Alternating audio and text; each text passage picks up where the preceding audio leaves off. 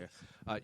The last few fights, Dan Ige and Josh Emmett, and those were ranked guys that were kind of moving you up to this division. Now you get a guy that's not technically ranked in Aaron Pico, but some would say probably outside of a title fight might be the biggest name in the UFC featherweight division. So I'm curious, do you agree with that assessment, and what do you make of Aaron as an opponent? Yeah, for sure. I don't think rankings have anything to do with it. Most of the time, they don't mean anything. So everybody knows his level in the world, and he's got a big name. So for me, he's ranked number 3. That's how, or whatever. That's how I'm looking at it. And it's a solid opponent and a great matchup.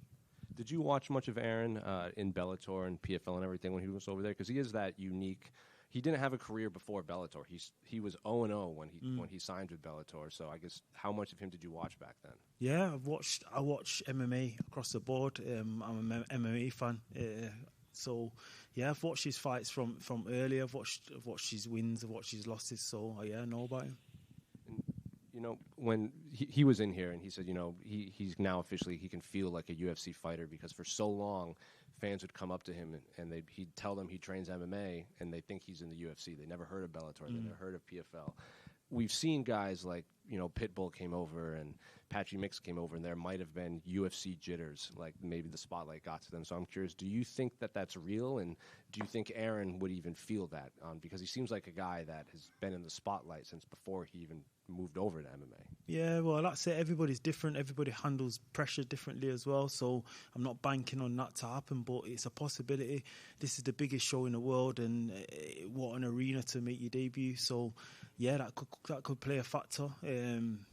It could be a factor, and yeah, this is the place to be. The UFC, biggest fight organization in the world. You go back to like the likes of Patchy Mix and stuff like that. I just think that comes down to matchup, and also these other guys that have come over that have not performed may not have been in the prime. I think Aaron Pico's in his prime, so I expect to see the best version of him. I don't know if you followed when the drama with the PFL. A lot of fighters were asking for their release, and Pitbull was asking for it, Pico was asking for it. I'm curious, did you pay attention to that? And if you did, and you saw that was happening, did you think I might have to be matched up with these two within the next 12 months? Yeah, for sure. I've seen that happening, and I always know that guys are going to eventually end up in the UFC. This is the place MMA fighters want to be. Yeah. So when I seen that happening, I knew it was a possibility.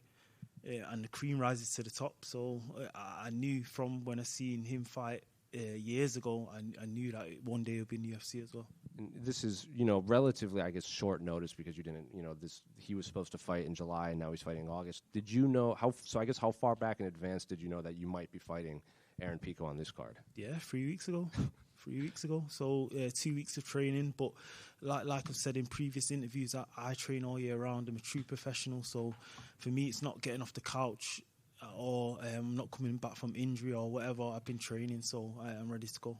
And there are some fighters that have that mindset, that like the short notice, because they don't have to think about Aaron Pico for 9, 11 weeks doing interviews, being like, what do you think of Aaron Pico 12 weeks before the fight? So do you prefer these kind of short notice ones? I think it's got pros and cons. Short notice, obviously. I believe I'm a technician, so the longer I can study somebody and work on certain things, the better. But in terms of your body and health, like your body health, a 12-week camp's a long time, and he's been training for a 5-round fight, so I'm sure he's carrying bumps and bruises. I don't know.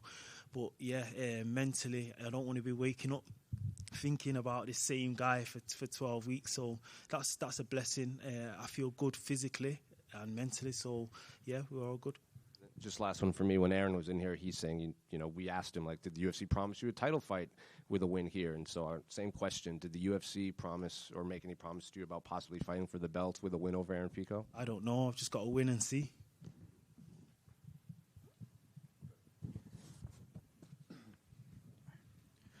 When you got the call for the Aaron Pico fight, what made you accept it? And since you are ranked in the division number 6 and he's not ranked at all, what does this do for your career moving forward if you do win?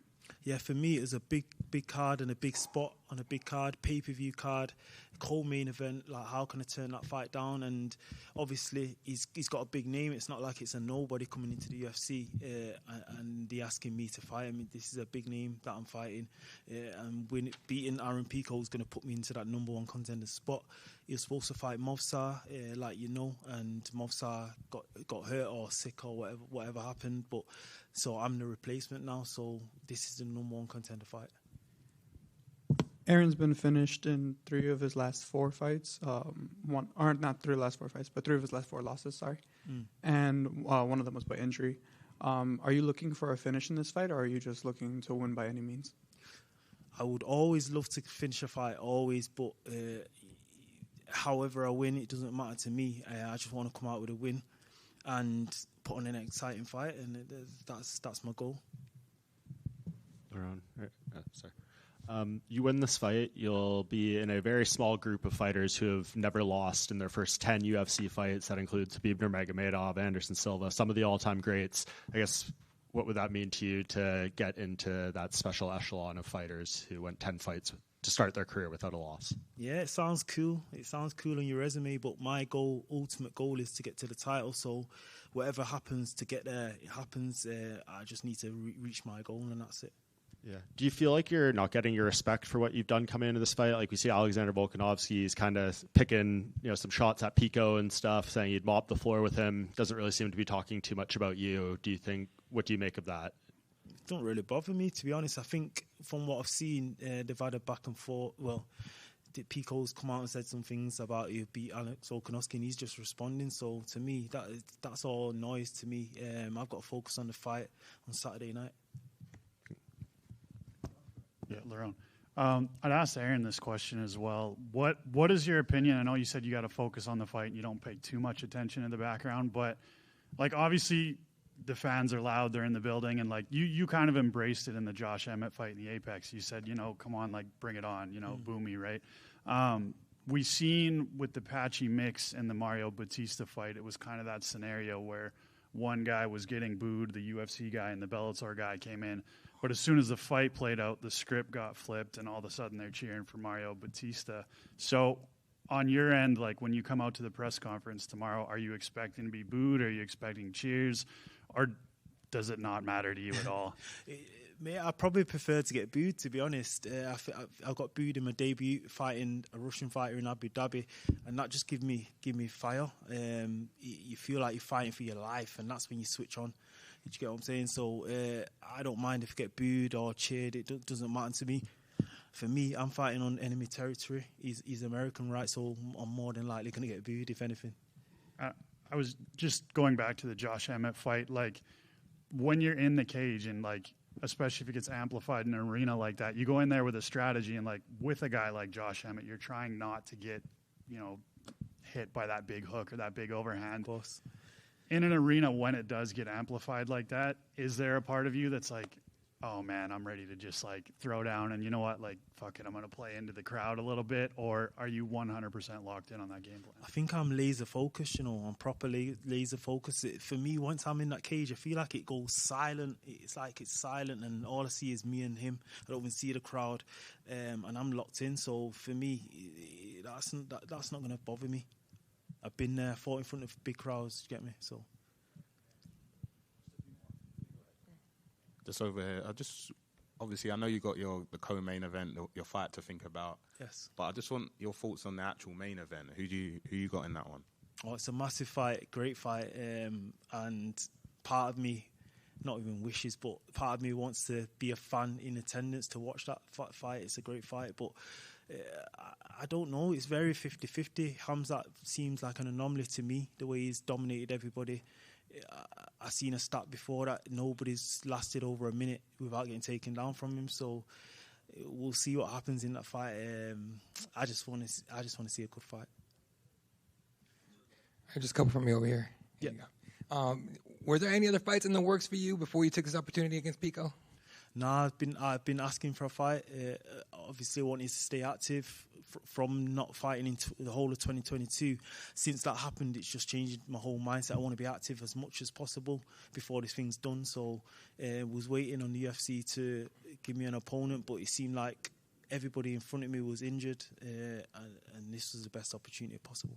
Gotcha. And then on the Pico fight, taking this opportunity on with 3 weeks' notice and all that, you've been quoted as saying, a fighter like me who's quiet and whatnot, I've got to take these chances. Do you believe a lack of being quiet and outspoken and hitting social media like a lot of these other fighters do, you think that's cost you some opportunities in the UFC? Yeah, for sure. And that's kind of a lesson to these up-and-coming fighters. You have to do the work away from the cage as well. You can't just rely on that. It's a harder road. It's a longer road without doing that. So if I was to raise a bunch of fighters, I'd have them on that kind of stuff from early. You need to do it nowadays. I mean, fans are starting to wake up to your skill set. And for those that, like, don't know who you are, like, what's one thing you wish people understood about Lerone Murphy? I don't know. Just, that's a hard question, but it's a good question. But for me, people always judge me and whatnot. But it's like, bro, I started this thing late. I'm fighting all these guys that have been doing this from young. I started this at 22 years old, yeah. And I'm number 6 in the world now, fighting co-main event. And still undefeated, so what can anybody say about that? Thank you.